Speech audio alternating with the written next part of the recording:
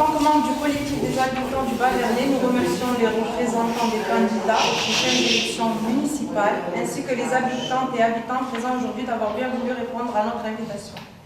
Nous allons d'abord nous présenter. Notre collectif n'est pas né spontanément ces derniers jours à la faveur de la proximité des prochaines élections pour la mairie de Perpignan. Il regroupe des habitantes et habitants du Bas-Vernay et d'autres quartiers qui ont décidé il y a plusieurs mois de réagir contre la dégradation des conditions de vie quotidiennes dans ce quartier en particulier et dans les quartiers populaires de la ville de façon générale. Ces habitantes et habitants se considèrent comme des citoyens perpignanais à part entière. Ils demandent pour eux, pour leur famille, pour leur quartier, une vraie considération et une égalité de traitement qui est loin d'être la réalité au quotidien. C'est dans cet objectif qu'ils veulent faire entendre leurs préoccupations, leurs attentes, leurs revendications aux responsables institutionnels et politiques. Ils ont déjà saisi et saisiront à chaque fois que cela sera nécessaire les occasions de faire entendre leur voix sur les sujets qui les préoccupent en tant qu'habitants, en tant que parents, en tant que citoyennes et citoyens de cette ville. Nous avons donc proposé de rencontrer successivement des représentants de toutes les listes qui se présentent au suffrage des Perpignanais en invitant sur les réseaux sociaux des habitants à participer à ces rencontres. Préalablement, nous avons réuni des habitants volontaires pour lister les questions principales qu'ils souhaitaient poser aux candidats. Cette liste de questions qui vous a été remise lors de votre entrée dans la salle a été envoyée au préalable différentes listes de candidats. Avant de passer la parole à notre invité, M. Amiel, je laisse Mme Naïch poser la première question.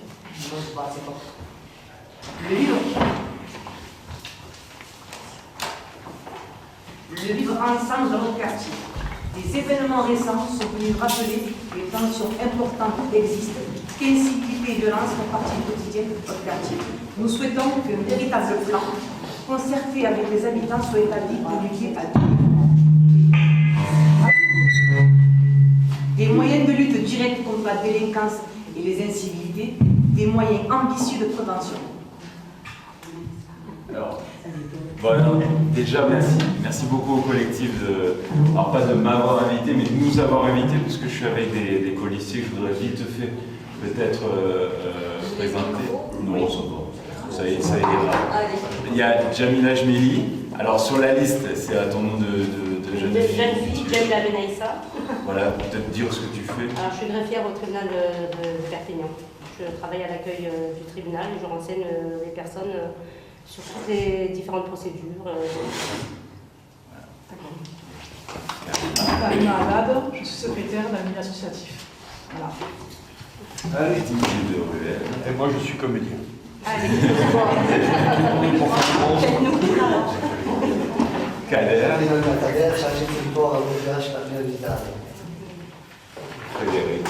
Je suis chirurgien à Voilà, donc on est venu en nom avec en plus des compétences différentes, donc ça en plus ils pourront m'aider ou on pourra compléter en tout cas sur certaines thématiques. En tout cas merci au collectif de m'inviter. Je sais que c'est pas lié simplement aux événements qu'il y a eu à l'école Victor Duruy, mais en partie, cette première question le prouve. Moi j'étais à la manifestation que vous avez organisée où on s'est déplacé jusqu'à la préfecture. Kader y était, Carole aussi, on était plusieurs.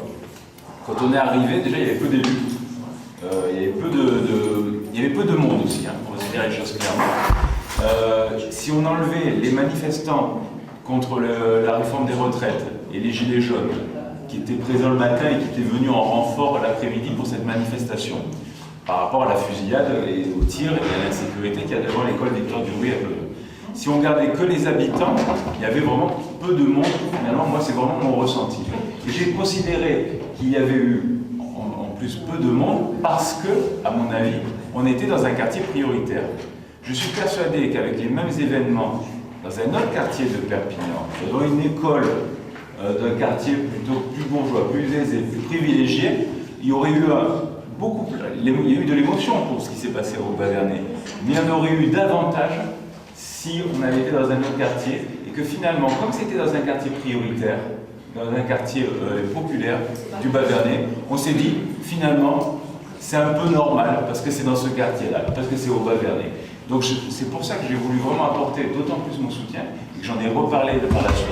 Alors, quand on vient à ce genre d'événement, souvent on a des réflexions, comme j'ai eu en arrivant, en disant vous venez que quand il y a des problèmes, vous venez que quand il y a des soucis. Moi je suis à l'aise avec cette question-là parce que quand j'étais élu politique de la ville et donc quartier prioritaire, j'étais très souvent à Clodion et pas que quand ça allait mal. Et on me disait à l'école vous venez, bah, il se passe des choses fantastiques dans cette école et vous venez parce que là il y a un problème parce qu'il y a eu des tirs, etc.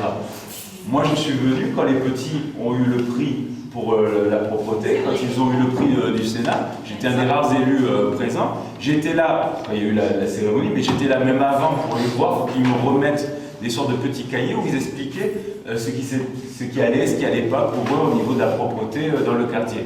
Donc quand il y a des initiatives positives, quand il y a des choses positives, je suis là, et bien entendu. Mais quand il y a des difficultés, comme particulièrement là, sur la sécurité, je suis aussi présent. Sur la sécurité, ce qu'il faut faire, c'est assez simple pour nous, dans la liste, il y a 2 points. C'est de la proximité, en premier lieu. Alors, dans l'équipe et qui a nourri le programme, c'est Robert Folcher, qui a été commissaire divisionnaire, directeur de la sécurité publique dans le département, et qui a été aussi membre du ministère de l'Intérieur quand ils ont créé la police de proximité, nationale de proximité. Et bien nous, c'est de faire en sorte qu'il y ait une police municipale de proximité. C'est rien de révolutionnaire, c'est de faire comme c'était auparavant, l'îlotage. C'est-à-dire qu'avant, vous aviez des bureaux de police municipale sur l'ensemble du territoire de Perpignan. Sauf que là, ce qui a été décidé par le maire sortant, c'est de faire un seul commissariat de police municipale à Saint-Assisque qui regroupe. Alors que l'idée, c'est de revenir à cette multiplication de petits bureaux partout. Pourquoi? Parce que déjà, ça vous fait de la cohésion sociale, ça fait du lien avec les habitants, et c'est mieux que simplement voir les policiers que quand ils viennent intervenir, quand il y a un problème, de les voir aussi au quotidien pour faire du lien avec les habitants dans l'ensemble des quartiers. Et l'autre point, c'est d'intervenir plus rapidement. Là, sur l'école Victor Duruy, une intervention en 10 à 12 minutes. 12 minutes. 12 minutes quand il y a eu les problèmes. Si on avait eu le commissariat de la police nationale, s'il n'avait pas fermé, ça c'est une autre question avec le gouvernement, ou si on avait eu notre bureau de police municipal avec des policiers qui auraient pu intervenir, en 1 minute, même pas, ils étaient à l'école. Donc on voit l'intérêt en termes d'intervention et l'intérêt en termes de lien social d'avoir une police municipale de proximité 24 heures sur 24.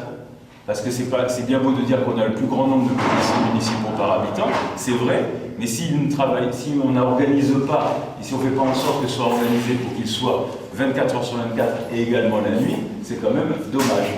Et c'est faisable en termes de budget? Et c'est faisable parce c'est une sorte d'organisation, puisqu'on a le nombre de policiers qu'il faut, puisqu'on a le plus grand nombre de policiers par habitant. Il suffit de mieux organiser. Et quand on parle au syndicat des agents, ils disent oui, on veut, parce qu'en plus, en termes de traitement et d'indemnité, c'est mieux aussi de travailler pour eux la nuit. Et puis aussi, ils feront encore mieux leur travail. Et il y a cette volonté de faire le mieux possible son travail, donc également aussi la nuit. Donc, sur la sécurité, c'est premièrement cette police municipale de proximité. Et dernier point, c'est quand je parle de tolérance zéro. Vous le voyez souvent, je dis vraiment des termes assez forts sur la sécurité. Il faut avoir une tolérance zéro.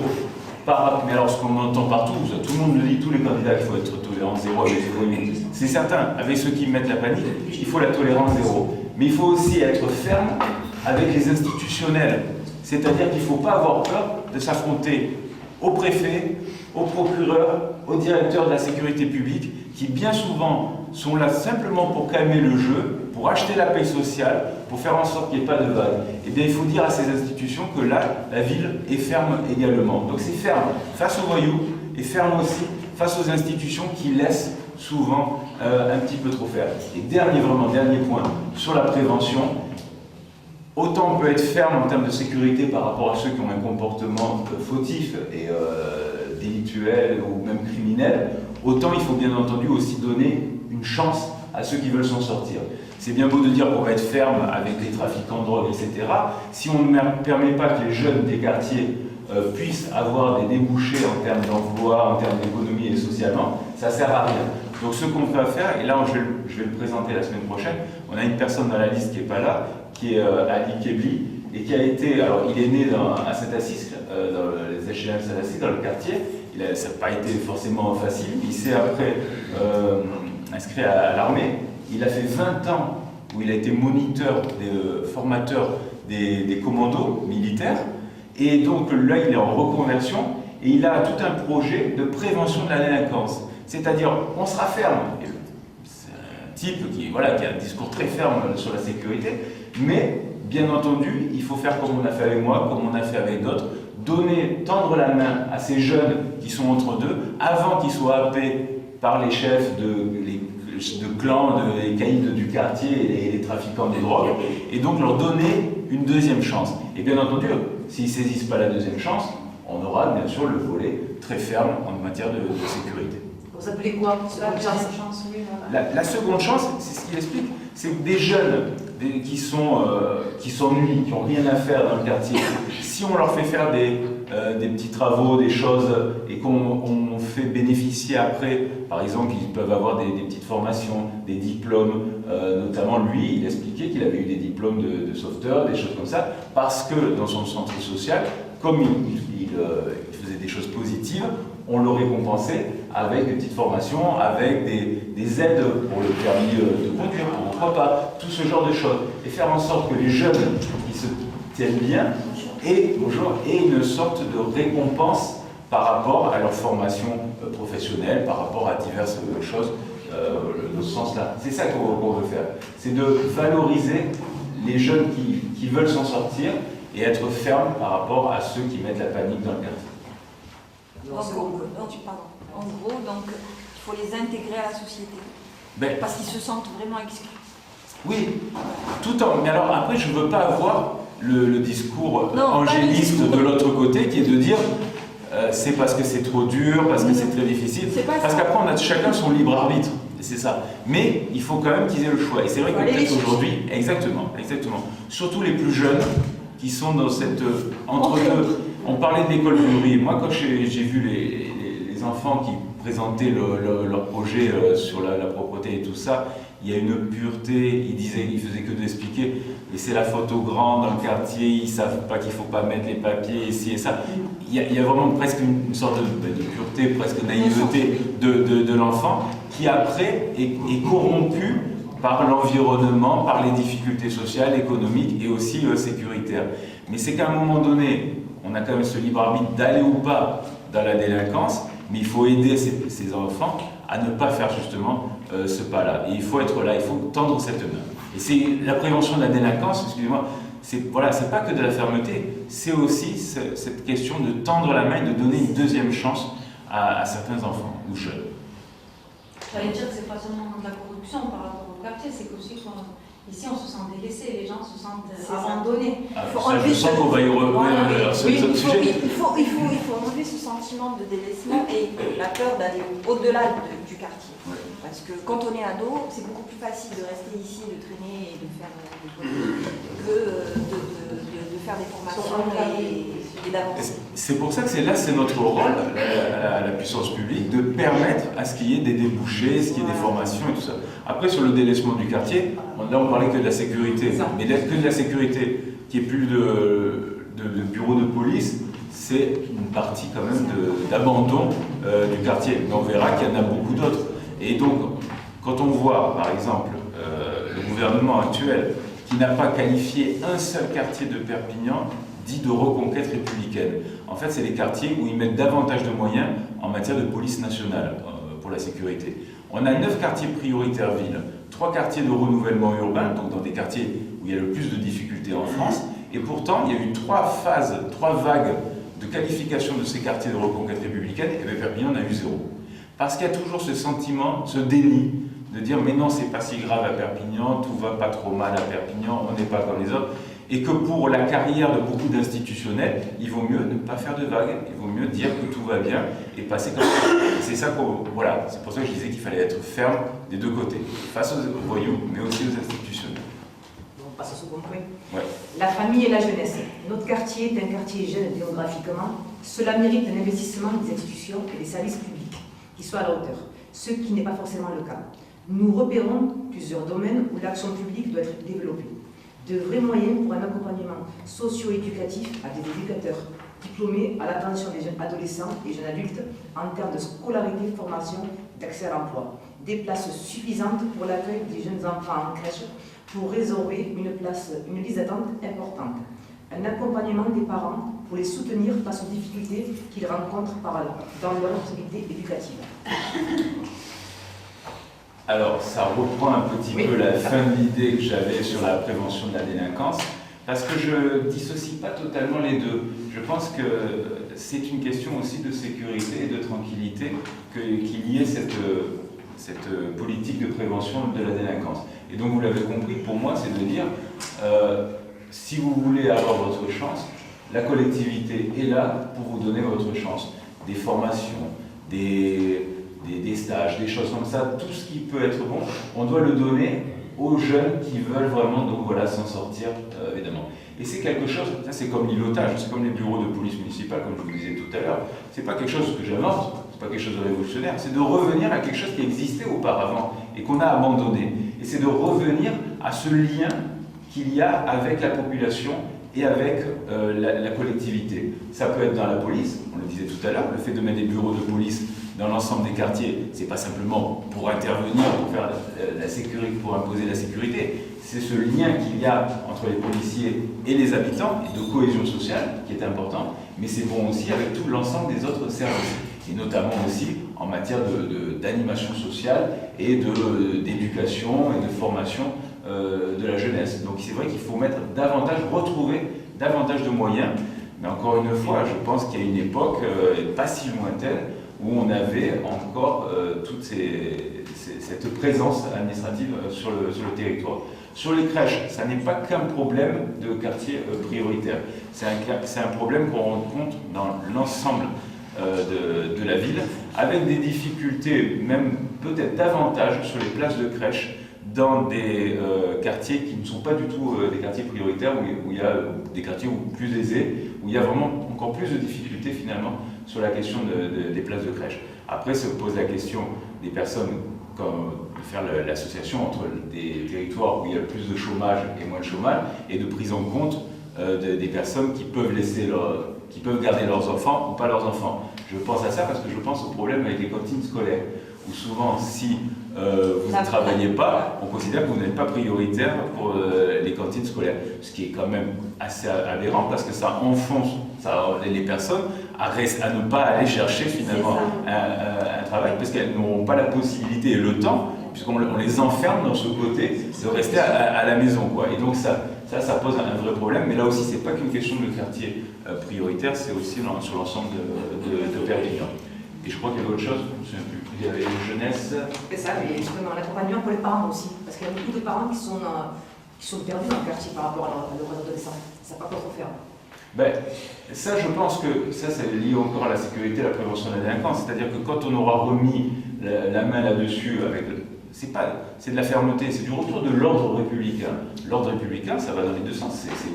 C'est pas que de la fermeté contre, c'est aussi pour les gens, pour permettre de s'épanouir plus facilement. Et donc, bien entendu, si on remet de l'ordre là-dessus, si on fait en sorte que leurs enfants ne soient plus happés par les chefs de clan et par rapport aux trafiquants de drogue, on permettra aussi aux parents de reprendre la main sur leur famille et sur leurs enfants. Je le pense sincèrement. Après, il y aura toujours le cas de certains qui ne voudront pas, qui voudront continuer. Et c'est pour ça que là, par rapport à eux, il faudra être très ferme.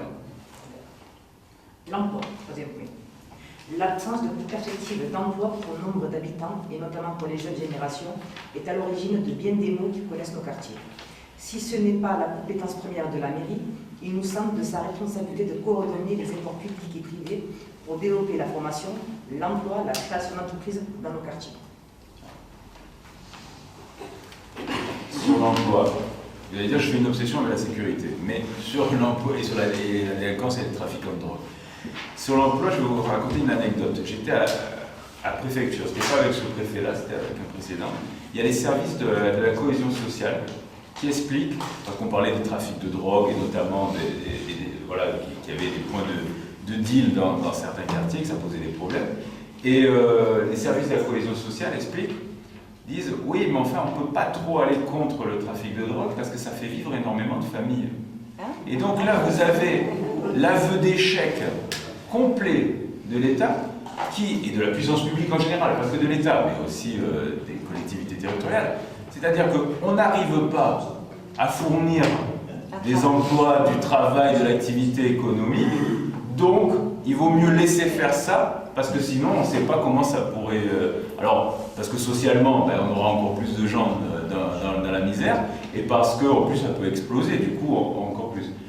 Donc ça, c'est prendre le problème, bien entendu, à l'envers, et qu'à mon avis, il faut, si on veut avoir, comme je l'ai, un discours très ferme sur la sécurité, et sur la lutte contre le trafic de drogue, il faut faire en sorte que les gens n'aient pas ce besoin de participer à ce trafic pour pouvoir survivre économiquement et socialement dans les quartiers. Donc il faut apporter, bien entendu, une activité économique, de l'emploi et socialement. Donc sur l'emploi, il y a plusieurs aspects, mais un des aspects qu'on a mis en place, nous, c'est de dire qu'il faudrait, parce que toutes les villes, tous les territoires en France sont en concurrence pour accueillir les grosses entreprises. Tout le monde essaie d'accueillir toutes les entreprises. Donc il faut, dans cette grande concurrence, sortir son épingle du jeu et trouver quelle est la cible des entreprises dans laquelle Perpignan sera plus fort que les autres territoires. On a ciblé, on a 3 plateformes universitaires, technologiques et universitaires à Perpignan. Une sur l'énergie, les énergies renouvelables, une sur la pollution maritime, une sur le séquençage ADN. Donc c'est-à-dire qu'on a des laboratoires qui sont numéro 1 mondial et qui travaillent déjà avec des entreprises. Donc c'est-à-dire que nos services qui vont chercher, pour faciliter l'accueil des entreprises, il faut qu'ils aillent chercher en priorité sur ces 3 domaines-là, parce que ces entreprises, si elles mettent en concurrence Nantes, Toulouse et Perpignan pour mettre leur entreprise, sachant que nous, on a ce laboratoire universitaire sur place, ils viendront plus facilement chez nous que dans une autre ville. Et donc ça peut permettre de faire de l'emploi. Sur la rénovation urbaine, vous savez que j'ai été élu au renouvellement urbain, il faut faire appliquer les clauses d'insertion qui permettent que dans chaque chantier, on emploie des personnes qui sont issues des quartiers prioritaires. Et ça, il faut le faire vraiment bien imposer.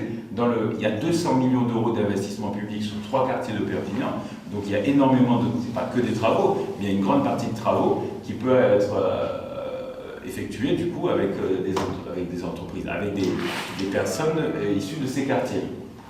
Je veux aussi, dans le programme qu'on a mis en place, Frédéric Perrault pourra en parler, le fait de remettre de la probité, donc de l'intégrité dans les marchés publics.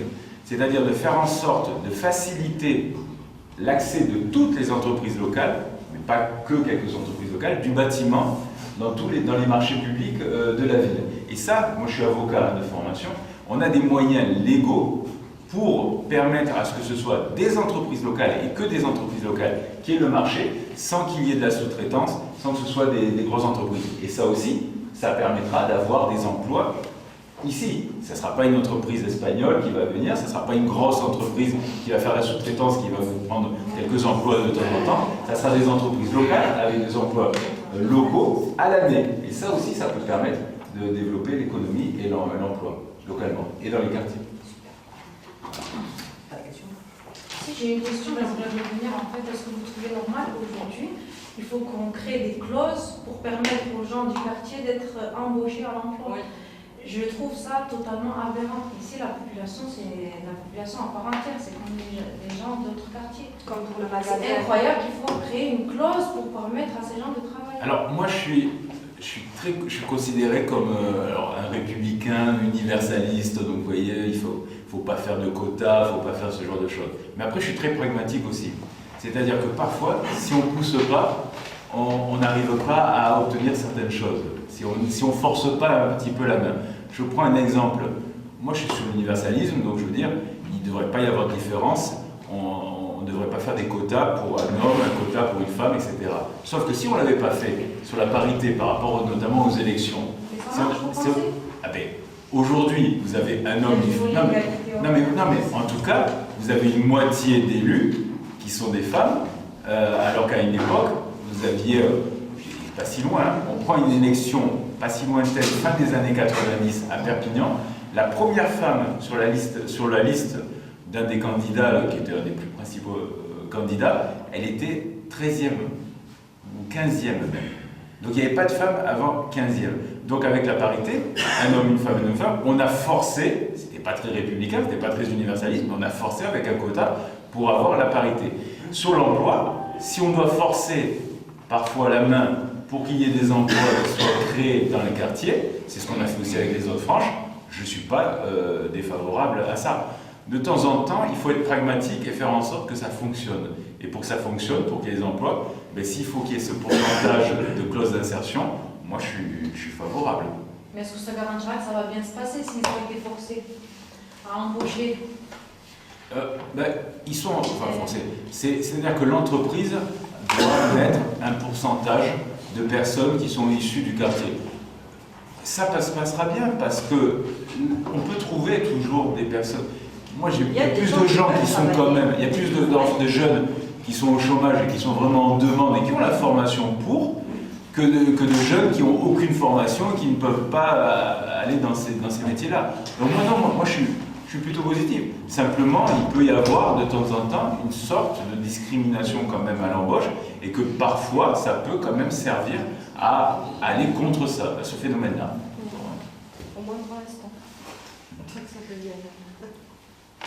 Le quatrième point, l'égalité de traitement. Les rapports entre la mairie, ses élus, ses services et les habitants de l'association à nous entourent d'expérience tous les jours, marqués par le manque de transparence, l'arbitraire, voire le favoritisme. Nous souhaitons que des règles claires et vérifiables soient établies pour garantir l'égalité de traitement à situation et besoins similaires. Attribution de logement, emploi aidé, subvention.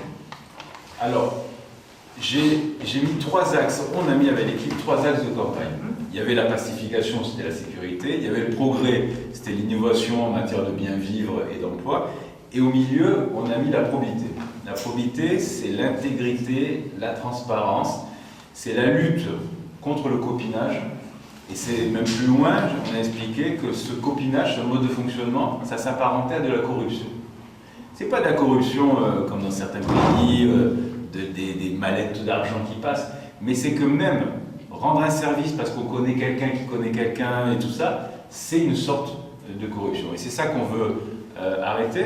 Et là, sur le coup, moi, mon parcours, j'ai été employé du président du conseil départemental, qui était un président de gauche, j'étais son employé. J'ai été élu d'une majorité de droite à la ville, donc dans les 2 plus grandes collectivités territoriales. Je l'avoue et je le reconnais, on a un problème général sur le territoire en termes de fonctionnement lié au copinage et à une sorte de corruption. Et que ça ne peut plus durer parce que ça dégoûte les gens qui ont besoin, qui ont droit à quelque chose de naturel et qui doivent passer par des connaissances pour avoir quelque chose de naturel et d'évident. Ça pose des soucis aussi pour l'éclosion des talents.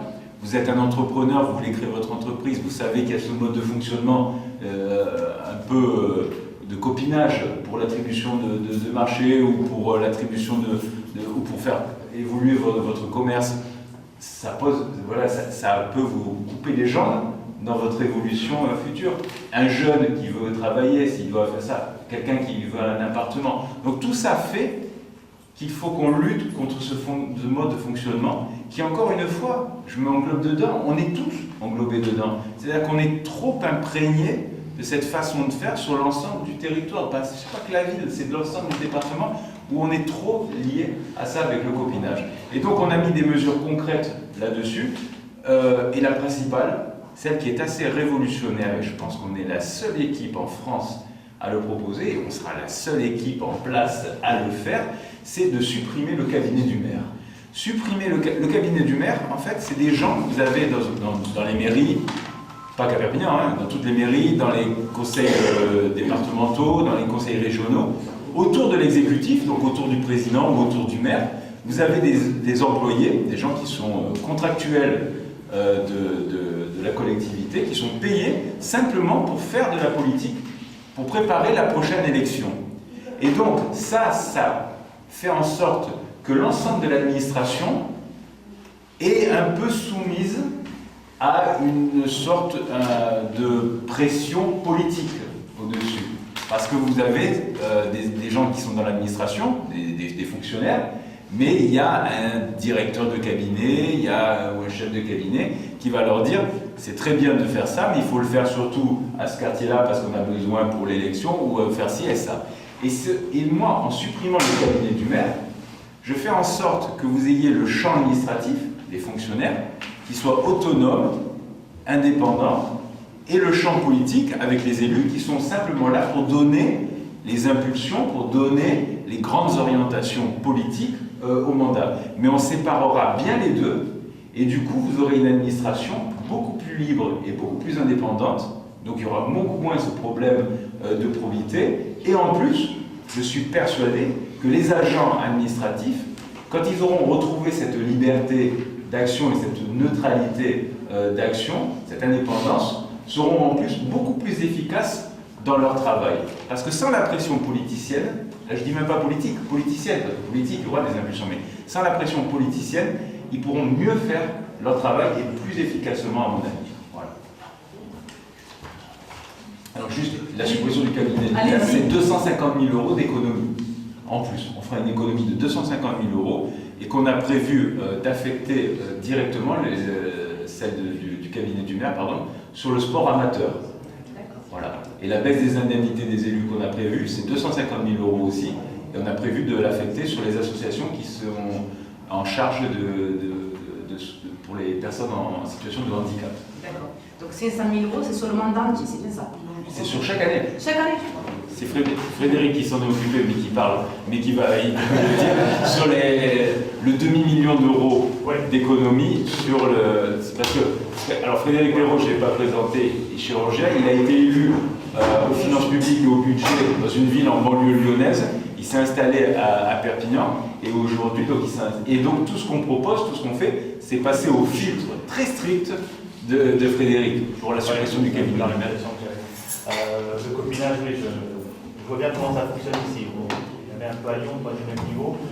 Moi, j'ai pu arriver là-bas, qui est une ville typique de ce type de quartier. C'est une des banlieues pauvres, bien abandonnées de Lyon, où Lyon avait un peu la tendance à repousser tous les gens qui déjeunaient sur certaines banlieues de Lyon, on faisait bien partie.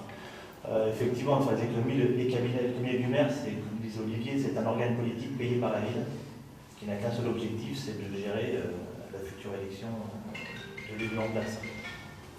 Donc le but de le virer, c'est d'abord de faire des économies, de ne plus avoir de poids politique sur les fonctionnaires, qui sont enfin libres de faire leur boulot correctement, ça c'est certain. Je voulais revenir aussi sur la question que vous aviez posée tout à l'heure pour la possibilité de mettre des îlots de protection et de sécurité dans tous les quartiers. C'est facile, les hommes on les a déjà, donc il n'y a pas d'emploi de personnel à faire en plus. Quant aux locaux, la ville a des locaux dans tous les quartiers. Donc ça ne coûte pas, le coût est minime, il est véritablement minime, ce n'est pas une dépense excessive, il n'y a pas des millions à trouver, ou quoi que ce soit. Ceci étant, des millions, il est facile d'en trouver dans le budget de la ville actuelle, vu la façon dont elle est gérée. Ça, je ne suis pas très inquiet là-dessus, on en trouvera très facilement. Mais on devrait pouvoir faire les choses correctement. Il y a vraiment quoi faire. C'est pour dire, voilà, cet argent qu'on économise, on ne le met pas dans le commun général sans savoir ça, on l'affecte directement à des causes. Et les deux, c'est le sport amateur, parce que le sport amateur, c'est tout sauf l'USAP et les Dragons. L'USAP et les Dragons, il y a un système de subvention nécessaire, important. Et par contre, après, pour le sport amateur, c'est tous les autres sports, tout confondu. Donc 250 000 €, ça fait augmenter de 25% le budget de tout le sport amateur, puisqu'il est de 1 million d'euros si on regarde tous les clubs. Et pour les associations, pour les enfants, surtout les enfants en situation de handicap, on en a fait une cause principale de notre programme. Excusez-moi, on n'a plus le budget annuel de la collectivité de la municipalité et pourquoi il n'y a pas accès Si vous avez accès. Il y a l'accès, il est sur le site de la ville. Bon. en toute transparence? Ah oui, ça on est obligé. Tu me dis, si. Je n'irai pas jusque-là. D'accord, c'est ce que j'entends sur toute transparence, non, vous ne pouvez pas savoir exactement. Car même moi, après 6 ans d'adjoint aux finances, je ne suis pas capable de vous dire comment certaines sommes sont dépensées ici. Même quand vous regardez le rapport de la Cour des comptes, il y a des sérieuses questions à se poser sur la façon dont l'argent est dépensé et des vases communicantes, on va dire, entre la métropole et la ville de Perpignan. Non, c'est pas tout clair. C'est loin d'être clair. C'est pour ça que je dis qu'il y a des millions d'économies à faire très facilement. Mais globalement dit, l'économie qu'on fait sur le global... Le budget global, en gros, quand on prend tout le budget annexe, à peu près 400 000. Et l'économie qu'on va faire. Et la répartition, on peut en avoir connaissance aussi. Parce qu'en fait, si quelqu'un veut vous proposer un projet qui favoriserait l'emploi et le développement agricole, tout ça, en fait, on ne peut pas savoir si on le refuse, on ne sait pas quels sont les moyens à disposition pour développer ce projet ou pas, en fait. On est censé savoir. Les citoyens ont droit à regarder les comptes. Vous avez chaque fois quand même la synthèse. La synthèse des comptes est quand même publiée. Elle est au conseil municipal. Qui est au conseil municipal, tout le monde peut venir et voir la synthèse. Les grandes lignes. Oui, c'est les grandes lignes. Mais c'est les grandes lignes. Mais comme disait Frédéric, quand on regarde dans le détail, c'est compliqué, quoi. Même en ayant l'habitude, voilà. que moi, il y a certaines lignes, il y a certaines réponses faites. Je vois sur certaines questions qui ont été posées en commission, qui se décident avant les conseils d'élus qui ont posé des questions, ou quand le maire répond, non mais cet argent c'est parce que cette ligne, il y a des lignes d'hiver, il y a beaucoup de lignes d'hiver. Normalement il doit y avoir un minimum d'argent sur ces lignes d'hiver. Je trouve qu'ici il y a certaines lignes d'hiver qui sont très très chargées. D'hiver égale dévié. D'hiver égale on ne vous donnera pas pour un fait d'argent. Voilà, c'est ça. D'hiver égale embrouillé. Et quand on vous répond non mais c'est pour la petite enfance, non je suis désolé, dans la ligne 14 il y a une ligne petite enfance. Donc la dépense petite enfance elle est sur cette ligne, elle n'est pas mise dans une ligne d'hiver. Quand on vous dit que c'est sur la ligne d'hiver, c'est pas bon.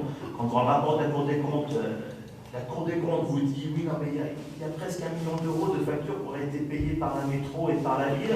Oui, non, on va vous expliquer. On attend toujours l'explication. Et je pense qu'on l'aura après l'élection.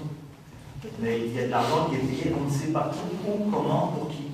Voilà, c'est tout. Après, c'est pas spécifique à Perpignan. Hein. Non, je veux dire, moi, du ménage, quand je suis arrivé à Rieux, on en a fait très simplement, et puis il y a du ménage qui est très facile à faire, parce qu'il y a des gens qui vous prennent des subventions, et puis du jour où ça change, ils ne vous demandent pas un centime. Non, mais ils disparaissent très discrètement. Ça parle en centaines de milliers d'euros pour certains secteurs qui ne sont pas tellement développés, et quand il y aurait besoin de moins que ça pour d'autres points, on nous dit que en fait... Mais même des petites sommes, même si ce n'est pas de centaines de milliers d'euros, même si c'est quelques milliers d'euros, je suis désolé, c'est de l'argent public. À partir du moment où c'est de l'argent public, il doit y avoir une visibilité claire et nette. C'est tout, c'est même quand vous filez, moi j'ai souvenir il y avait 6, 8 000 euros, 12 000 euros donnés à des associations, où vous aviez une personne qui faisait quoi? On n'en sait rien. Les comptes n'avaient jamais été déposés, la ville ne demandait rien, sauf que bizarrement, du jour au lendemain, cette personne disparaît, quitte la ville et ne demande qu'un centime. Donc c'est des grosses valises. C'est pas forcément des grosses valises, c'est parfois des petites sommes. C'est plus un côté communal. Mais je dis moi-même, le principe, même si c'est 1 euro, c'est pas que ce soit 1 euro ou 100 000 euros, je m'en fous, c'est le principe. Mais comme dit Frédéric, c'est partout. Et c'est-à-dire que justement, ce qu'on veut faire, que là, par contre, on retrouve nulle part, de séparer ce champ politicien du champ administratif, va quand même faciliter les choses. Parce que ça va remettre de clarté. Voilà, il n'y aura plus une pression. Et donc, du coup, je pense que le fonctionnement suivra, ce sera meilleur également. Parce que de nous-mêmes, si je suis maire, si les autres personnes ici là, sont élues dans la liste, même si je changeais d'avis une fois élu et que j'avais envie de le faire, n'ayant plus cet outil de contrôle-là, qu'est le cabinet du maire, je ne pourrais pas et je devrais respecter donc du coup cette autonomie, cette indépendance, cette liberté d'administration.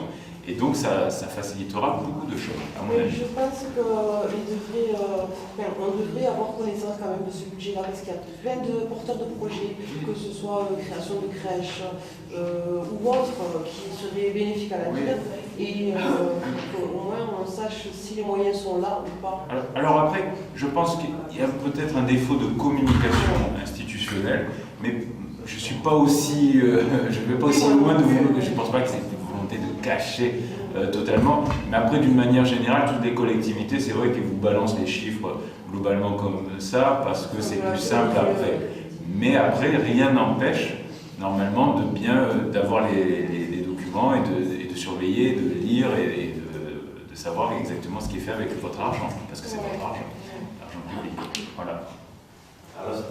pas clair. Il n'y a rien de clair aujourd'hui dans les comptes. Pour moi, c'est pas clair. Bon. Voilà. On vous répond. On a demandé des fortement dans les associations, un petit peu, même à 500 €, il n'y a plus de sous. Il reste un peu d'argent. Il faut attendre. Oui. Ça, c'est la réponse de la ministre. Parce que les droits et les devoirs. Quand il y a même de l'argent, il s'en va à droite et à gauche. Non, mais c'est pour ça que cet impératif de probité qu'on veut avoir, il est évident qu'il va aussi sur les attributions d'aide, sur les attributions de subventions. Je crois que c'était ce qui était dit dans la question, hein, c'est-à-dire la question de l'emploi, des emplois publics, la question des logements sociaux, la question des subventions aux associations également. Les logements sociaux, on en parlera mais Dans le travail, je vois un petit problème. Parce que dans le travail, on dit, vous avez dit, on va faire devenir d'entreprises comme laboratoire et tout ça. Oui, ça c'est super, c'est bien. Mais ici à Perpignan, on en a beaucoup de jeunes qui sont même insapiens. Alors, une entreprise comme ça, tout de suite qu'on amène un CV pour aller travailler, ils vont le rejeter automatiquement. Alors, c'est très bien d'avoir des entreprises comme ça, Perpignan, c'est super, hein, mais bon, il faudrait avoir des entreprises qui soient moins accessibles, qui soient plus accessibles aux personnes qui ne sont pas des études, qui sont pas, parce que Perpignan, on en a beaucoup de personnes qui ne sont pas des études. Alors, quand je parlais de plateformes technologiques universitaires, en fait, c'est des laboratoires de recherche que l'on a ici et qui travaillent avec des entreprises, mais des entreprises après où il y a énormément de diversité d'emplois dedans. Ça ne veut pas dire forcément des emplois très qualifiés. Mais après, je pense que le chômage que nous avons, avec un rang complètement affolant dans notre département et à Perpignan, touche des personnes aussi formées. On a des jeunes dans les quartiers qui ont des formations mais qui n'arrivent pas à trouver d'emploi parce qu'il n'y a pas d'activité économique d'une manière générale. Après, bien entendu, il faudra des emplois à tous les niveaux, mais pas que non qualifiés. Je pense qu'il y a...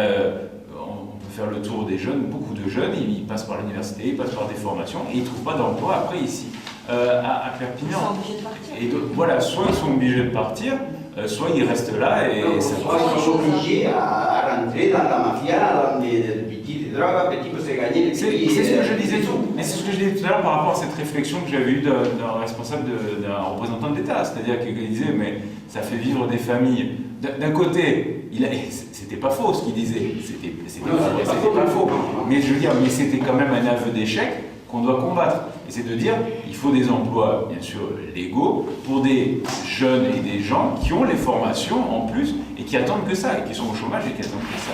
Voilà, c'est ça que je voulais dire. Oui, parce qu'aujourd'hui, il y a énormément de jeunes qui sont aucun étude, ni CP, ni rien, et bon, ils sont rien, personne ne va le donner, aucune entreprise ne va l'embaucher. Voilà, ça c'est un gros problème qu'on a perdu.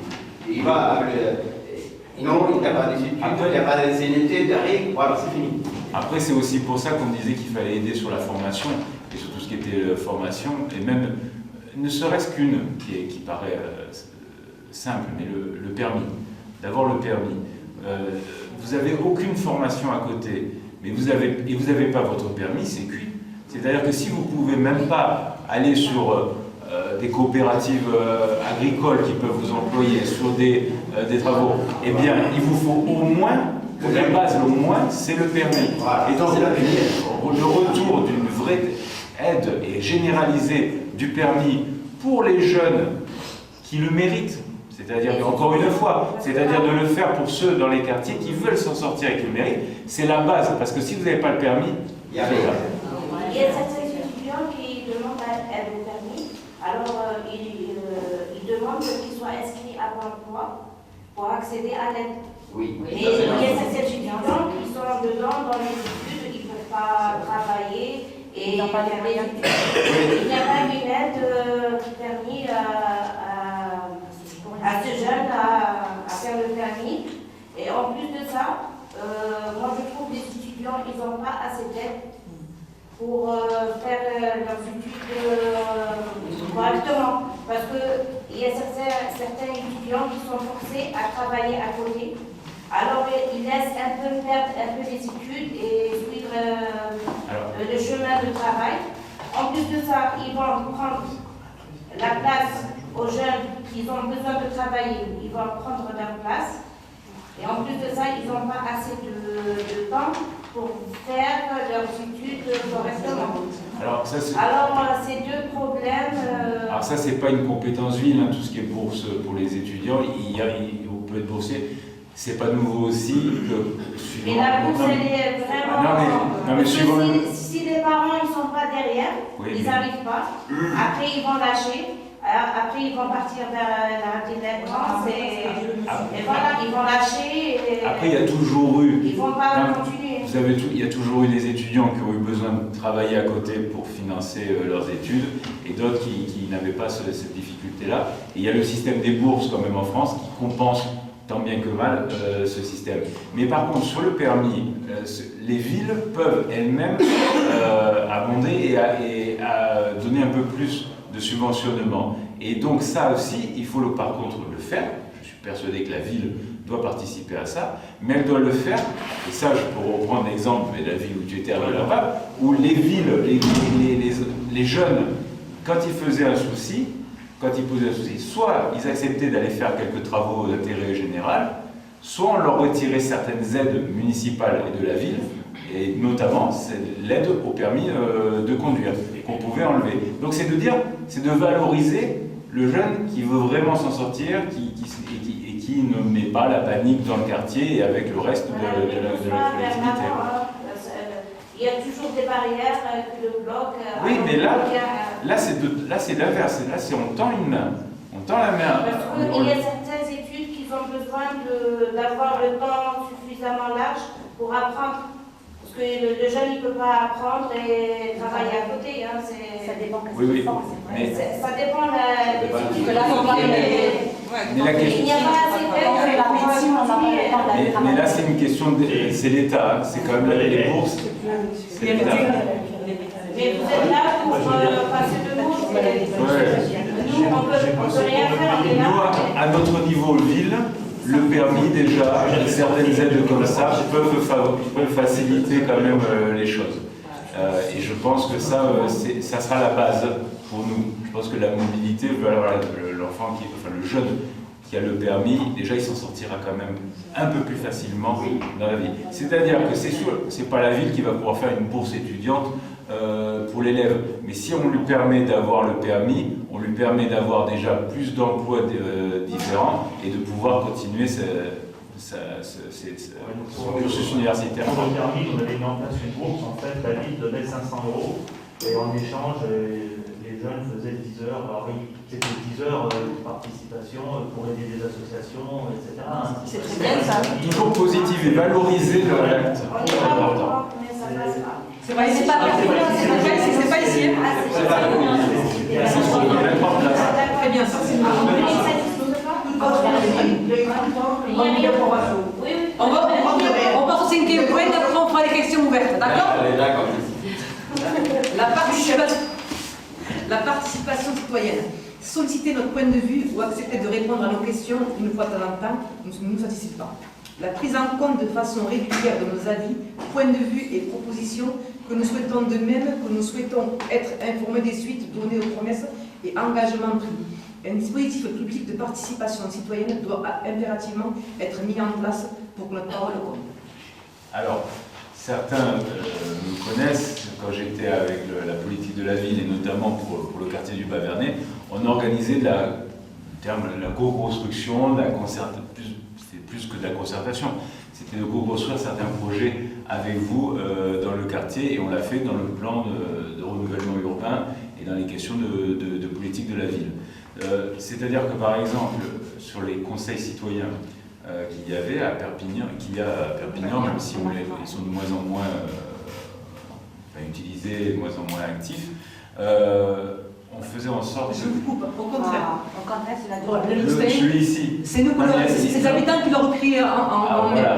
Parce que dans d'autres quartiers, ils sont à l'arrêt complet. Enfin, il n'y en a plus du tout, il n'y a plus personne qui intervient. Bas-Vernay, ça a toujours été un peu plus actif. Saint-Jacques, c'était assez actif. Enfin, ça dépend des endroits, mais il y en a plein où c'était quand même, il n'y a plus rien. Et ce qu'on avait fait, c'était de faire en sorte qu'au moins tous les semestres, donc 2 fois par an, on avait une réunion un petit peu plénière avec les services, avec les élus en question. On invitait également les autres collectivités territoriales, enfin la préfecture, l'État et les autres collectivités territoriales à venir discuter avec les habitants. Ce système-là de co-construction, il faut le faire d'une manière générale, parce que vous avez raison, venir tous les 6 ans et dire je vous écoute et après je fais ce que je veux pendant 6 ans, c'est pas positif. Et c'est pas un fonctionnement, ça a été le fonctionnement de toutes les villes, de toutes les collectivités territoriales en France pendant des années. Hein. Mais aujourd'hui, on ne supporte plus le côté un maire comme un pharaon qui arrive et qui fait ses constructions, il fait ce qu'il veut, point final. Donc non, il faut vraiment qu'il y ait ce retour avec les habitants. Il ne faut pas non plus que ça bloque. C'est-à-dire qu'après, il faut que ce soit vraiment avec tous les habitants et avec de nombreux habitants, parce que vous avez souvent aussi des associations avec des thématiques bien particulières qui vont faire du lobbying pour imposer que leur façon de voir pour tel aménagement, pour telle chose, etc. Et donc ça aussi, il faut faire attention à ce que ça représente l'ensemble des habitants. Moi, je veux bien qu'on fasse la co-construction et la concertation avec les habitants, mais si vous avez toujours que les mêmes qui viennent, mais c'est eux qui vont imposer leur façon de voir le quartier à tout le reste des habitants, parce qu'il y a beaucoup d'habitants aussi qui disent « vous venez nous voir que pendant les élections », mais dès qu'on fait des réunions publiques, et vous devez le voir, hein, parfois c'est pas évident, il n'y a pas grand monde qui vient aussi. Donc il faut aussi faire en sorte d'aller les chercher et trouver des moyens, parfois, c'est peut-être pas la réunion publique au sens strict, c'est peut-être d'autres choses. On avait prévu dans le renouvellement urbain pour la politique de la ville une application, ça pouvait être un site internet, ça peut être plein de choses voilà, qui peuvent prendre la vie, prendre des habitants un petit peu mieux et d'une manière un petit peu plus opérationnelle. Parce que la base, hein, vraiment la base, c'est qu'on ne connaît jamais mieux un quartier que si on y vit, que si on est vraiment l'usager du territoire, si on a un commerce, si on est habitant dans le quartier, ben on saura beaucoup mieux ce qu'il faut faire ou pas. Et la grande catastrophe, les grosses erreurs qu'on a souvent fait, c'est quand l'administration et le politique a dit bah, je veux cette route comme ci ou comme ça, sans regarder autour, et on a plein d'exemples où après on revient dessus, et en plus on revient. Là, me vient juste en tête au niveau de Saint-Martin, au Café du Centre, je ne sais pas si certains voient où c'est, on a changé complètement la route là. Et alors, dans les faits, pour l'ingénieur, c'était une bonne idée, parce que c'est vrai en termes de circulation qu'il fallait faire comme ça, mais n'importe qui vit dans le quartier ou qui simplement prend ce chemin en voiture aurait dit que c'était une bêtise. Mais il y a encore plus de circulation maintenant qu'avant. Parce que moi j'habite au quartier Saint-Martin, donc c'est des problèmes aujourd'hui qu'avant. Mais si on avait écouté les gens qui y vivent, on n'aurait pas fait la même bêtise. Donc, c'est pas de dire que écouter les gens, parce qu'il faut quand même un avis professionnel. Moi, je suis pas ingénieur en voirie ou en bâtiment et tout ça, je peux pas savoir exactement. Il faut faire confiance, bien entendu, à l'administration là-dessus. Mais il faut aussi qu'il y ait ce retour des habitants de chaque quartier, c'est important. En fait, j'ai une question à poser, moi c'est une question ouverte. Ouais. Voilà, je suis près du quartier, je suis parent délégué à Victor-Duruy, comme je disais, 3 ans que je suis parent délégué, 3 ans que je vais tous les trimestres au conseil d'école, et on fait remonter les soucis qu'on avait en matière de sécurité à l'école, surtout qu'on est en période de plan de vigilance renforcé. Donc, au cours de l'année, ils mettent en place des entraînements, tout ce qui est intrusion et attentat. Normalement, on doit avoir les salles et c'est vraiment l'État. Auparavant, à l'école, on n'avait pas. Donc, durant l'entraînement, que faisaient les enseignantes? Elles tiraient les meubles pour se calfeutrer. Vous vous rendez compte quoi? Normalement, en plan vigipirate, on doit faire le moins de bruit, se confiner, non. Justement, les enseignants tirer les meubles, le retirer et oh, on est là. On n'a pas de rideau, on n'a pas de concierge, plein de choses en fait. Alors, pourquoi une question? Il a fallu qu'on tape du doigt, qu'on appelle les médias, pour que dans les quartiers prioritaires, l'école, justement, soit mise en norme. C'est une question de volonté politique. Alors, ne me redites pas qui est l'élu au conseil d'école, je ne veux pas savoir, c'est pas la peine, on ne va pas faire de polémique. Mais moi, par exemple, je prends mon exemple, quand je suis au conseil d'école de la Miranda, l'école qui est au cœur de Saint-Jacques. Premier conseil d'école, on se rend compte que la sortie de secours qui va derrière l'école, il y a un portail et ils n'arrivaient pas à trouver la clé. Donc, on cherche avec les services, on trouve la clé, et surtout, on se rend compte, un conseil d'école après, que quelqu'un de lui-même a mis une chaîne à la grille de sortie de secours, sans qu'on sache sans qu'on sache qui c'est. Alors on se doutait parce qu'il y avait des associations, ça les ennuyait, qu'il y ait le passage et tout ça. Mais donc du coup, l'école ne savait pas. On fait en tant qu'élu au conseil d'école, je fais une première demande pour qu'on enlève la chaîne et tout ça. Ça met du temps, on ne trouve pas qui c'est, etc. Je reviens à un conseil d'école après, donc 3 mois après, où on me dit qu'il y a encore cette chaîne. Au bout d'un moment, on n'arrivait pas à trouver, on ne savait pas quoi faire. Qu'est-ce que j'ai fait? J'ai fait couper la chaîne sans demander l'autorisation, sans le faire, c'est filmé, mais sans le faire par la voie officielle, mais on l'a fait carrément couper, point final. Donc à un moment donné, si c'est trop long, s'il y a un problème comme ça au niveau administratif, ben, il faut qu'il y ait une volonté politique. Et là, pour la sécurisation des écoles, il fallait qu'il y ait une volonté politique, c'est évident, d'aménagement de ces écoles. Après, par contre, quand j'entends d'autres candidats dire tolérance zéro, sécurité autour des écoles, moi je ne suis pas d'accord. C'est pas que autour des écoles, c'est partout, c'est pas spécifiquement dans les écoles. Sinon vous allez vous retrouver avec un sanctuaire à un endroit et après ça va être la panique autour. Non, non, il faut avoir une vision complètement globale de la sécurité, mais après, bien entendu, sur ces questions d'aménagement, c'est pas logique, et notamment en termes de sécurité, mais il faut avoir cette volonté. Moi, je faisais remonter les choses rapidement, et quand ça passait pas, je vous dis, j'étais allé jusqu'à moi, je vous dis, en fait, quand je vais le trimestre d'après rencontrer justement la personne qui est là par rapport à la mairie, qui représente la mairie, qui nous dit en fait des fois, j'ai pas mes lunettes, j'ai honte de vous donner la réponse, c'est transmis au service, comment voulez-vous qu'on réagisse? Non, mais à des moments, il est devenu agressif parce que. Oui, parce que là, en fait, il est devenu à la fin, il est devenu agressif parce qu'on lui posait toujours les mêmes questions. Dès le début? Non, à la fin. Non, en fait, il le prenait pour lui. Mais quand on a ça, moi ça arrivait, ces histoires de clés et tout ça, au bout d'un moment, mais bien sûr, les gens ils râlent contre vous, ben vous faites en sorte que ça se fasse. Moi, je sais pas, je faisais le forcing avec le service pour que les choses se fassent. Et je vous dis, et quand ils ne me l'avaient pas fait, cette chaîne, non mais moi je m'étais dit, il y a un feu, ils ont encore cette chaîne dehors, il y a je sais pas, mais il y a des mots à tout ça, mais je serais co-responsable de ma tout ça pour des papiers, pour savoir qui a accès à la chaîne. Donc en fait, à un moment donné, tant pis, voilà, on a fait comme ça. Non, je vous dis, il faut avoir cette volonté-là. Je rappelle, je suis avocat, juriste, je ne veux pas faire d'illégalité, mais de temps en temps, il faut aller jusqu'à la ligne jaune de nos prérogatives pour que le service soit rendu. Mais peut-être que quelqu'un d'autre aurait été accusé de vandalisme aussi en cassant une telle chaîne. Mais je prenais le risque. C'est moi qui l'avais demandé, j'avais fait un écrit parce que je ne mets jamais d'agent en porte-à-faux, hein, je prends ma responsabilité, c'est moi qui assumerai. Et quand il a fallu le faire dans mes délégations, notamment par rapport à la préfecture et par rapport à l'État, je le faisais à chaque fois. Parce qu'avec moi, ce qui m'a mis hors de moi, parce que je ne suis pas en délégué, on est parti à la réunion annuelle, on parlait des congrès des parents délégués.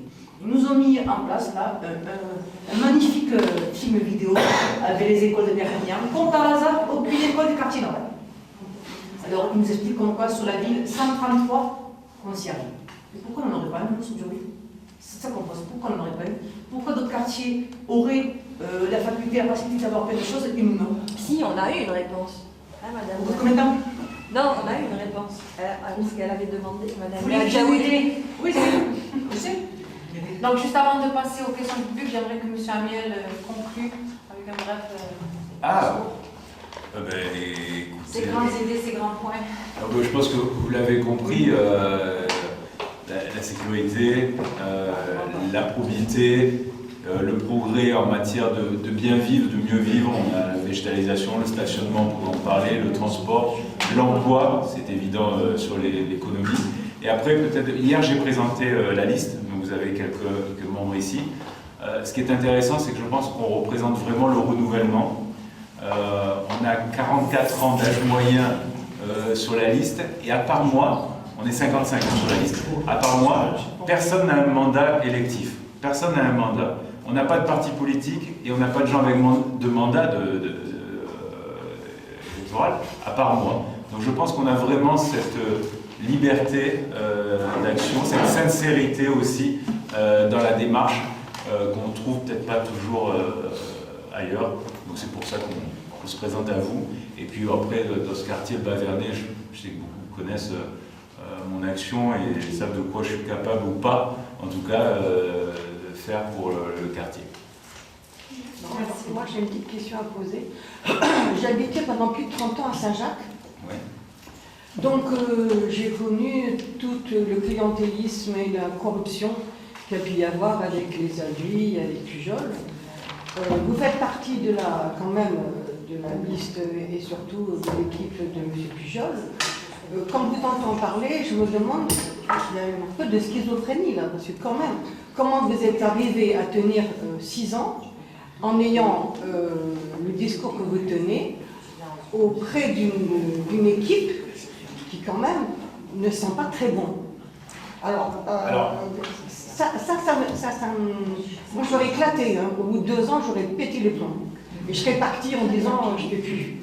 Alors est-ce que vous vous êtes dit je reste dedans pour faire évoluer les choses, ce qui ne marche jamais, parce qu'ils sont toujours plus forts que vous, ou alors vous vous êtes dit bon j'attends la fin du mandat puis je verrai bien la fin. Alors je vais être honnête avec vous, dans ma délégation, moi j'avais la délégation politique de la ville, renouvellement urbain, donc les quartiers prioritaires. J'ai eu, je l'avoue, de la part du maire, une totale liberté d'action, et donc aussi j'ai agi avec mes principes, mes valeurs là-dessus. Donc sur ma délégation, sur tout ce qu'on a fait sur le renouvellement urbain, je n'ai pas à rougir et je pense qu'on a fait de très bonnes choses. J'ai été totalement libre d'aller chercher les 200 millions d'euros d'investissement public pour 3 quartiers de Perpignan, la diagonale du Vernet autour de Diaz, le centre historique, donc Saint-Jacques-la-Réal, Saint-Mathieu, et qui prenait ce seul quartier 100 millions d'euros, et le Champ de Mars.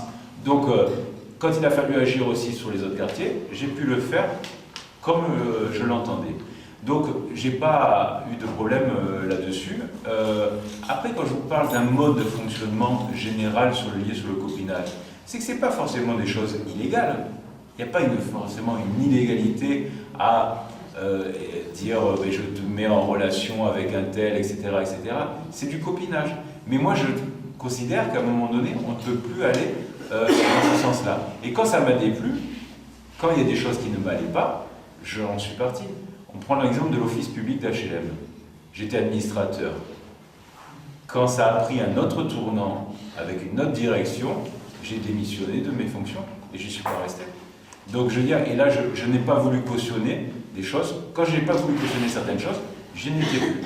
Quand je pouvais faire mon travail d'élu et apporter des choses positives dans ma délégation, je suis resté. Donc je ne pense pas qu'il y ait de schizophrénie. Après, je fais mon mea culpa. Quand je dis que j'ai travaillé au département qui était à gauche, j'étais agent, enfin j'étais contractuel du président du département et de la présidente après du département. Quand j'ai été après élu à la municipalité, je le dis qu'on a ce problème de mode de fonctionnement. Mais après, ce mode de fonctionnement, il n'est pas que dans le public et dans la politique, hein. Il est général. On est dans tout ce territoire quand même marqué par cette histoire de copinage et de manque de probité, où chaque fois, tout le monde, je connais un tel qui connaît un tel, je vais te faire ci et faire ça. C'est pas que en lien avec la politique, hein. Ça peut être à tous les niveaux. Et c'est donc des mentalités qu'on doit changer, et je veux le changer actuellement. Et justement, j'ai l'expérience de ce qu'il ne faut plus faire, peut-être, en tout cas en matière de probité. Voilà. Mais non mais et moi j'ai l'avantage de ne pas connaître beaucoup de monde, donc c'est encore plus facile pour moi. Là, je pense qu'on est tous marqués là-dessus. On est tous marqués là-dessus. Je voulais juste savoir quelque chose. Vous avez parlé tout à l'heure d'un budget pour l'handicap sur la région de Perpignan. Aujourd'hui, les enfants porteurs d'un handicap quelconque c'est un grand problème de les mettre ou bien au centre de loisirs ou bien à la cantine. Parce qu'il faut une notification à l'IDPH avec les heures qui vont avec la DSI pour un accompagnement en cantine. Pour le centre de loisirs, déjà, il faut faire une demande à part. Donc si demain, vous êtes maire, est-ce que ce serait possible d'avoir un animateur à la demande de la directrice du centre ou des directeurs des centres pour 1 ou 2 enfants qui seraient en situation de handicap et qui pourraient aller au centre de loisirs comme tous les autres enfants. Moi personnellement, ma fille, je voulais la mettre quelque temps au centre de loisirs, c'est impossible. Je rencontre aussi un gros problème par rapport à la cantine, vu que l'MDPH a refusé de m'accorder une AVSI pendant le temps méridien, et la mairie, par la même occasion, n'a pas fourni une personne supplémentaire pour elle. Ouais. Donc, voilà. Alors ça, c'est sur cette question, ce personnel et même ces structures, parce que vous avez des centres de loisirs qui peuvent être après spécifiques pour accueillir des enfants qui sont en situation... Non, mais je ne sais plus le nom que ça, mais tout ça, c'est largement en plus financé et par l'État et par l'Europe. Et on n'a qu'à chercher ces financements pour obtenir des subventions, nous, villes, pour pouvoir payer ces personnes. Mais on n'a pas fait la démarche, et on ne la fait pas. Et donc ça, on l'a mis dans le programme qu'on a fait. On a fait un programme entier sur la question du handicap. Et donc on a mis dans notre programme, dans notre projet, d'aller chercher justement ces financements-là, notamment sur les questions du périscolaire, des centres de loisirs, pour les enfants qui sont en situation de handicap. Donc ça, on a prévu ce programme avec trois présidentes, 3 responsables d'associations, et dont notre Karine Culel-Massé, qui est notre colistière et qui sera chargée de ces questions-là. Et vous verrez sur les 2 aspects, sur l'accessibilité, sur l'espace public, comment on fait en sorte que ce soit plus accessible pour les personnes en situation de handicap, et sur l'inclusion, et notamment, surtout des enfants à l'école ou dans les centres de loisirs.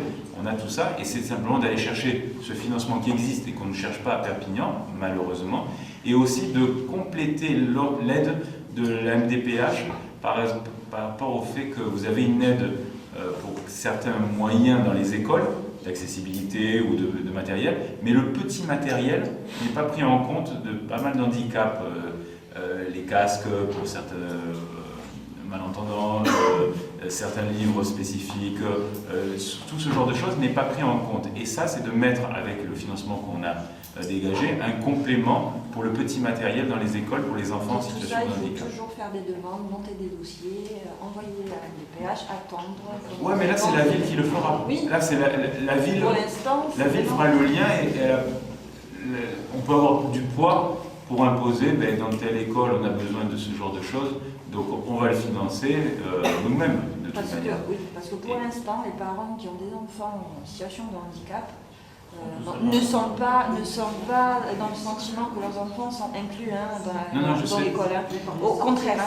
Et malheureusement, moi personnellement, j'ai le contact que j'ai avec les gens qui travaillent là-bas, donc directrice de la LAE, donc elle me dit je ne peux pas la garder, et donc nous on n'accepte pas ça, on fait des demandes à côté, ça ne suit pas toujours. Et je comprends qu'ils ne peuvent pas, parce que 2 animateurs pour 30 enfants, déjà, c'est beaucoup. Si on rajoute encore des enfants qui sont qui ont besoin d'une aide humaine, la mairie ne le fournit pas, la MDPH ne suit pas toujours. Donc, non, mais c'est pour ça qu'il y a ce volet très inclusif qui est vraiment très spécifique aux enfants en situation de handicap à l'école, puisque dans la compétence des villes, c'est les écoles primaires. Et donc l'aménagement des écoles primaires et notamment aussi l'accompagnement de ces enfants. Donc c'est pour ça que c'est une de nos priorités véritablement. Et alors sur le handicap, quand on a lancé on l'a fait en début janvier, donc on a lancé notre thématique avec notre programme là-dessus. On pensait être suivi par l'ensemble des autres candidats sur la question du handicap. On pensait que ça allait être un sujet. À l'heure actuelle, on est les seuls à avoir fait un programme spécifique pour les enfants et les adultes en situation de handicap, avec ce côté accessibilité et inclusion. Voilà. Par contre, moi j'ai une question. Vous savez très bien qu'on est les premiers à dénoncer l'incivilité, la violence des quartiers. Il y a environ 1 an ou 2 ans en arrière, il y a un souci avec les bus. Il y a eu un bus qui a été... Donc il faut savoir que le Bas-Vernay est déjà un quartier très fragilisé. Oui. Et quand on met en place une déviation du quartier pour justement pour punir les habitants... Ils ont puni le quartier pendant plus de 2 mois. Je ne suis pas d'accord. Oui. Et bien alors souvenez-vous de cette époque-là, j'avais fait un communiqué, j'étais donc toujours élu politique de la ville, en disant que c'était honteux qu'on sanctionne encore davantage les habitants des quartiers prioritaires. Et ça m'a valu, pas un recadrage, mais en tout cas le maire, quand il était passé à la radio et qu'il avait été attendu par les syndicalistes et les agents de la CTP, qui avait dit oui, bon, ben, mon élu, enfin, il dit ce qu'il veut, moi je dis ce que je veux, voilà. Pas trop défendu sur la question, mais moi j'avais dit, bien entendu, qu'il fallait sécuriser, qu'il fallait faire un maximum pour sécuriser les gens qui viennent travailler dans les bus et tout, donc quand même ils doivent travailler dans des conditions sûres, ça c'est certain, et qu'il faut sécuriser, mais qu'il fallait surtout pas pénaliser autant de temps, parce que ça avait duré très longtemps. Oui, ça a duré super longtemps. Les quartiers prioritaires. Voilà. Mais je comprenais des deux côtés, mais en tout cas j'étais le seul à dire qu'on pénalisait toujours les quartiers prioritaires avec ces questions-là, et que donc du coup, c'était pas d'imposer aux chauffeurs de bus d'y aller et de se faire caillasser, c'était de faire en sorte, de tout faire en sorte pour qu'ils ne se fassent plus caillasser dans ces quartiers. On passe pour le commerce. On parle de commerce dans le quartier. Ça, c'est un grand problème aussi. Alors, le commerce, s'il vous plaît. Le commerce est notamment dans le centre là-bas, voilà. Vous savez, ça, c'est un statut un petit peu particulier parce que c'est les PARECA, qui est un établissement public qui gère le local commercial. Qui doit, voilà, c'est à lui de trouver quelqu'un pour reprendre les locaux commerciaux.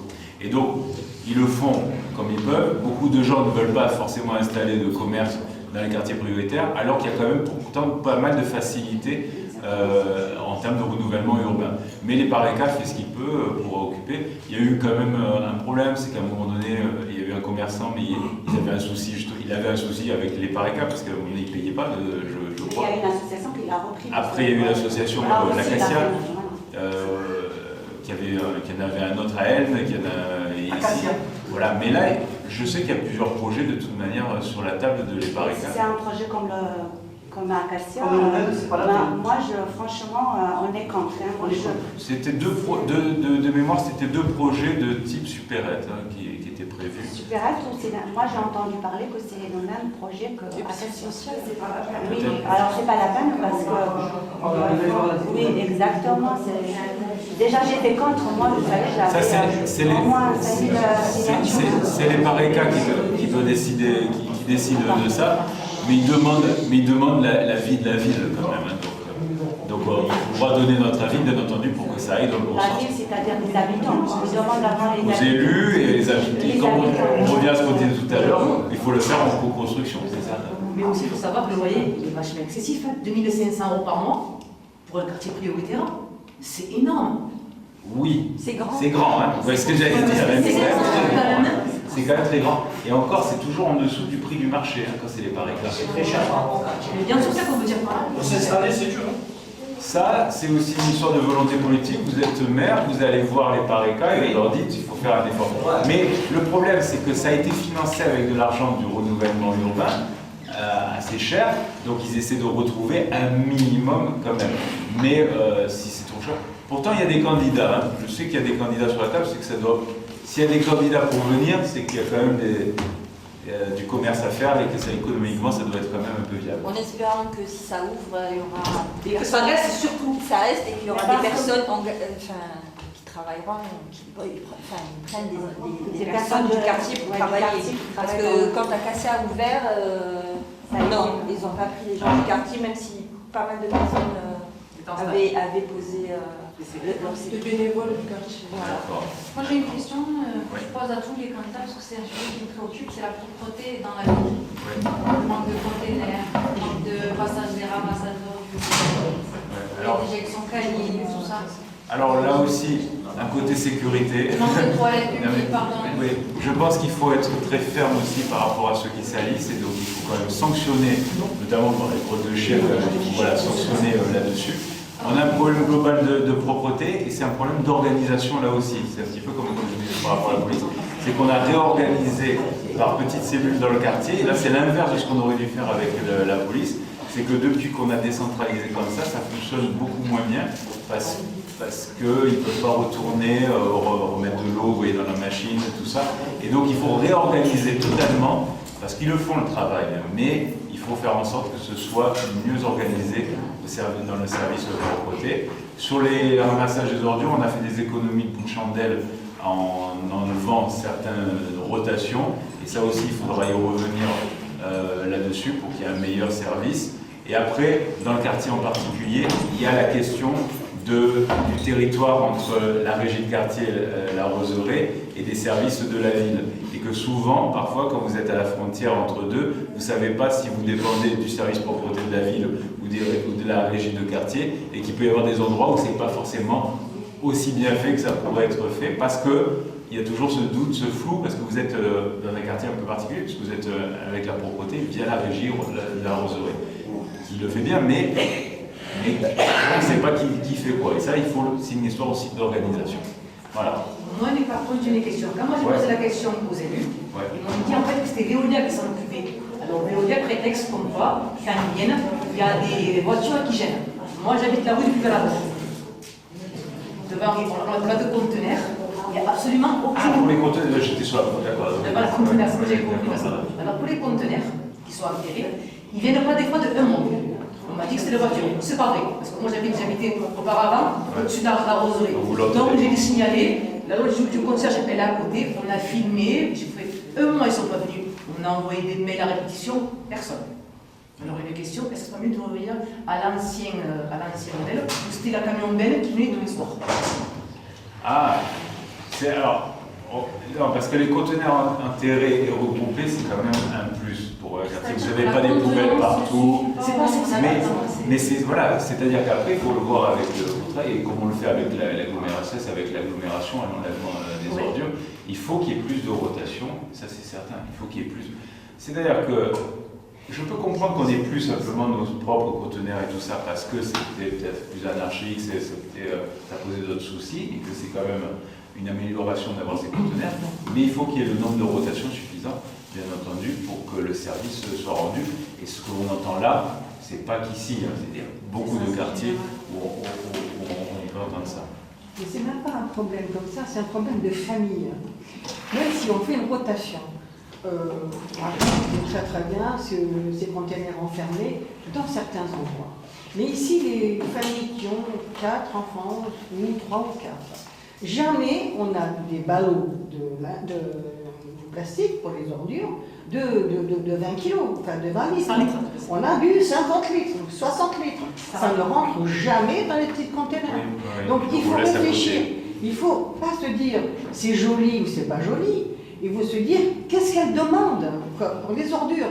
C'est pas du tout le même problème qu'au centre-ville ou sur l'avenue Torcatis. Du Torcatis, bon, c'est un peu bobo, on a des petits machins, on en met plusieurs. Ici, c'est pas du tout le cas. Quand on fait les poubelles, enfin c'est pas mon cas, j'ai pas 3 gamins à la maison, mais même moi toute seule, j'ai des bons colis. Ça rentre pas là-dedans. C'est ce qu'on disait tout à l'heure, c'est qu'il faut adapter à la réalité du terrain et à la demande des habitants. Et voilà. J'ai eu le même exemple à Saint-Assisque. Ils avaient mis tout un système pour le conteneur et tout le monde mettait sur le côté. On s'est dit, mais pourquoi tout le monde se met sur le côté? Les gens sont dégueulasses quand même, vous pourriez respecter, etc. Et en fait, c'était plutôt des personnes âgées qui étaient sur ce secteur-là. Et en fait, il avait mis tellement haut que les personnes âgées ne pouvaient pas monter leur sac. Et donc, c'était ces personnes âgées qui le laissaient là parce qu'elles n'avaient pas de... Donc, si en amont, on l'avait étudié avec les habitants, ils nous auraient dit, ne le mettez pas trop haut parce que, voilà, vu la population qu'il y a. Donc, c'est ce qu'on disait tout à l'heure, c'est de toujours adapter à la réalité du terrain. Et pour adapter à la réalité du terrain, il faut parler aux usagers, c'est-à-dire les habitants, les commerces, qui sont sur le terrain, c'est ça. C'est un peu ça en fait. Là, ils ont mis en place, mais c'est pas entretenu. Quand je vais chez ma mère, des fois, le tube, il n'y est plus. C'est directement le trou. Ouais, ça, il faut. En plus, c'est en fer. S'il pleut, ça rouille. C'est une catastrophe. C'est un laisser-aller général, mais pas que ici qu'on a. Ouais. Moi, de l'autre point, c'est tranquille. Par rapport aux cantines. Par rapport aux cantines. Oui. Super Pignan, ils ont mis en place 2 repas, on est d'accord. Oui. Le repas dit classique. Certaines écoles, d'ailleurs. Bon, moi je sais un tout. Moi je connais dans toutes les écoles. Pas dans toutes les écoles. Non, moi j'ai fait toutes les écoles, je travaillais à la Super Pignan, on avait tous le même menu, végétalien et classique. C'est voilà. Ils ont mis en place le végétalien. Il faut savoir, c'est dégueulasse, c'est dégueulasse. Bouffer des légumes tout le temps, on impose ça à nos enfants. On ne peut pas avoir un repas normal. Si celui qui mange de la viande, il la mangera. Les enfants ne mangent pas ni poisson ni bœuf. Surtout le tarif élève. Oui. Alors, sur cette question, je l'ai dit tout à l'heure. Elle a été relevée, cette question. Non, je sais. Je vous l'ai dit tout à l'heure, j'ai vraiment ce sentiment républicain et universaliste. Donc, je ne veux surtout pas rentrer dans des spécificités. Non, attendez, je vais aller jusqu'au bout, parce que c'est un sujet important. Je ne veux surtout pas rentrer dans des spécificités communautaires, religieuses ou autres. Donc moi, le fait il y a certaines villes où vous avez un seul menu, point final. Il y a ce qu'il y a et vous ne pouvez pas faire autrement. Ça ne me convient pas, parce que c'est vrai que ça ne donne pas une possibilité pour des personnes qui ne peuvent pas manger certaines choses par rapport à leurs convictions, etc. Mais par contre, après faire spécialement pour une religion particulière, ça va me déranger. Et ce que je considère, c'est que le menu végétarien, parce qu'il est végétarien, le menu permet, en tout cas, de satisfaire toute religion confondue. Parce que vous êtes musulman, vous êtes juif, catholique, bouddhiste, ce que vous voulez, il n'y a aucune religion qui ne peut pas ne pas manger un menu végétarien. Donc ça peut convenir à tout le monde. Après, se pose le problème, c'est que c'est à l'année. L'appel, c'est à l'année et qu'on ne peut pas le faire à la carte. Donc moi, je ne suis pas pour qu'on fasse, vous l'avez compris, un menu spécial. Et ça. Donc ces deux menus me conviennent bien.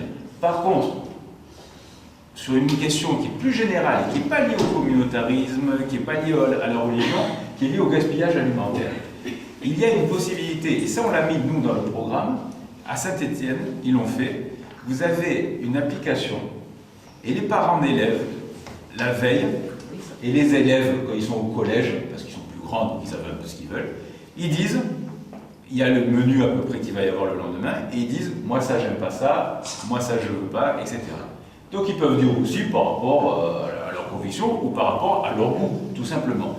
Et du coup, on permet le lendemain, la cuisine centrale permet de produire ce qu'on sait que les enfants vont manger en majorité et autres. Donc sous l'angle de la lutte contre le gaspillage, je suis d'accord pour qu'on fasse un test, comme ils ont fait dans la ville de Saint-Étienne, sur certaines écoles, pour voir si ça marche, si les gens le font vraiment, et pour voir si on permet d'avoir moins de gaspillage alimentaire. Et puis après, ça permettra, bien entendu, à chacun de manger ce qu'il veut. Mais tant qu'on n'a pas ce système-là qui nous permettrait de lutter contre le gaspillage et d'une manière efficace comme ça, c'est vrai que sur les deux menus, tant qu'il n'y a pas l'imposition, par contre, ça je serais contre, et certaines l'ont fait, d'un seul menu, ça posera un problème. Si on a ces deux menus avec le végétarien, on a quand même cette possibilité, et je le répète, pour toutes les religions, et pour les gens qui sont végétariens, parce qu'il y en a de choisir un autre menu. Donc pour moi, cette solution pour le moment, elle est bien, elle n'est pas parfaite parce que ça vous engage sur l'année entière, mais par contre, avec cette question de lutte contre le gaspillage et ce qui est testé, dans l'équipe, ce qu'on a mis en place, c'est vraiment souvent des innovations. On est allé voir dans les villes plus grandes, plus petites, françaises, pas françaises, qu'est-ce qui se faisait de mieux en matière d'innovation, de progrès pour avancer. Et là, sur cette question de la lutte contre le gaspillage alimentaire, qui est vraiment importante, je pense que ça peut en plus permettre à chacun de manger ce qu'il veut. Donc, voilà. Merci. Merci à vous. Allez. Merci. Et donc il y a des membres de l'équipe sur différentes thématiques. Hein. Donc il y a Frédéric, Kader, Jamila, Karima. Et Didier qui a... Allez, ça que je voulais, si vous voulez mettre mon main, quand je deviendrai maire, voilà, c'est une question parce qu'on a dans la main que nous passerons la journée entière, tant des problèmes maintenant, c'est pas possible de passer tous les jours. Et tout ça, vous le changerez tout de suite. Il y a des mesures qui viennent de suite. On a le stationnement, c'est de suite, la sécurité, c'est de suite. Enfin, il y a des mesures qu'on peut faire dès le lendemain de l'élection. Donc on fera. Je fais. Bon, il y en a carrément qui c'est pas possible. Il y a littéralement d'embrouille dans le citane, on peut faire Non, mais on fera au maximum dès le premier jour. Il y a des mesures